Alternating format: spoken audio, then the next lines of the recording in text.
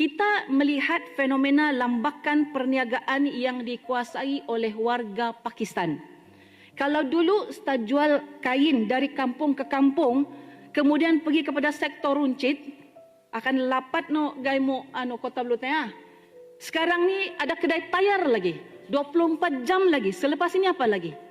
Ini bukan sekadar isu persaingan perniagaan, tetapi ini adalah isu kedaulatan ekonomi tempatan.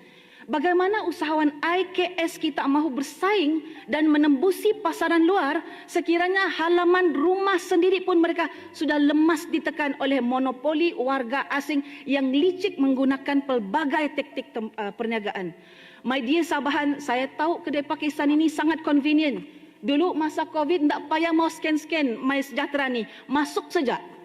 Kalau kita boleh bersatu boikot produk-produk luar dulu demi solidariti untuk Palestin, kenapa kita tidak boleh support orang sendiri, bah?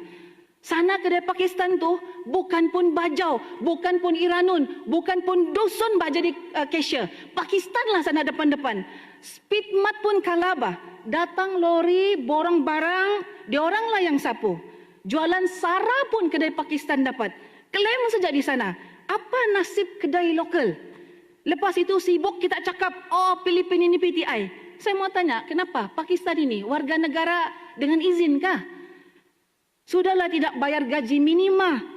E-invoice jual pakai kalkulator saja. Harga kawalan pun pandai berubah-ubah. Tuan Speaker, ini perkara yang sangat tidak sihat untuk orang Sabah.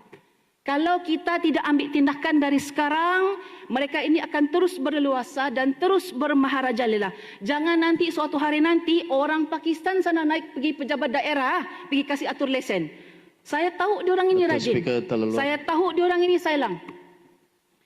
Saya harap orang Sabah akan selalu support orang Sabah selepas ini dalam apa aspek sekalipun.